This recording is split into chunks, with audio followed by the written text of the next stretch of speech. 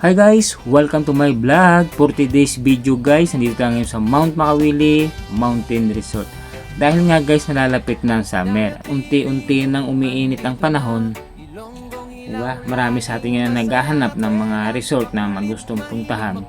Kaya itong Mount Makawili guys ay siguradong patok sa pamilya, sa barkada, at kahit solo travels ka pa na naghahanap ka ng preskong hangin at tahimik na lugar.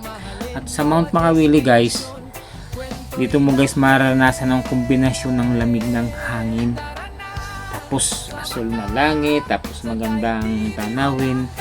At dito guys sa Mount Makawili, pwede kang mag-swimming, mag-picnic, mag-camping, o simpleng okasyon lang.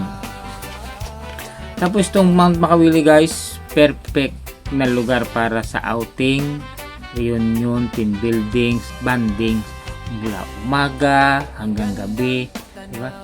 Dito guys sa Mount Makawili guys, may entrance fee na 100 pesos for adults, tapos 50 pesos naman guys for children. Tapos ang 4 years old pababa guys, wala nang bayad. Sa entrance fee guys, dala na ang swimming pool. Kaya ano pang hinihintay nyo guys? Tara na! Discover a refreshing summer at Mount Makawili Mountain Resort. Anong gawin? May bagong kwento tayong aabutin.